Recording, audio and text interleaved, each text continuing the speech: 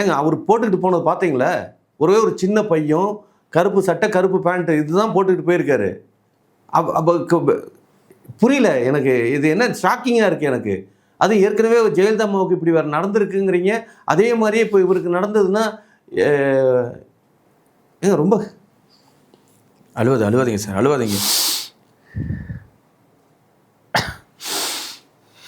நீங்கள் தான் சார் தாவேக்கான உண்மையான தொண்டன்.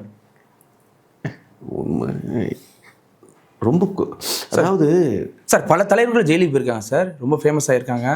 கப்பலோடைய தமிழன் போயிருக்காரு, எல்லாரும் போயிருக்காங்க. ஏங்க இப்போ ஜெயிலுக்கு போகிறத பற்றியெல்லாம் நான் கவலைப்படலைங்க.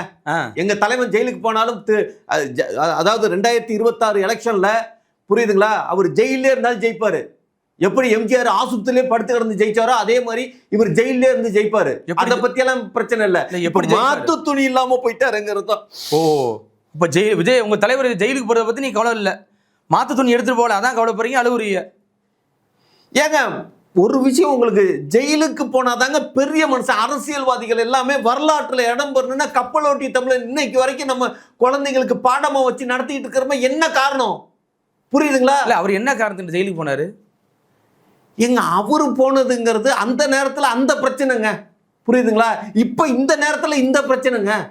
பிரச்சனைக்கான ஒரு அரசியல்வாதியா முன்னெடுத்து ஜெயிலுக்கு போறானா அதான் பார்க்கணும் ஒழிஞ்சு என்ன எதுக்கு என்னன்னு. அவரெல்லாம் சுதந்திர போராட்டத்துக்காண்டி ஜெயிலுக்கு போனாங்க, வெள்ளையனை எதிர்த்து போராடினாங்க. நீங்கள் எதை வச்சு போராடினீங்க? 40 பேர் கொன்னுட்டீங்க. எது கொன்னுட்டோம்? ஏங்க இந்த மாதிரிலாம் வார்த்தை பிரயோகம் தப்புங்க.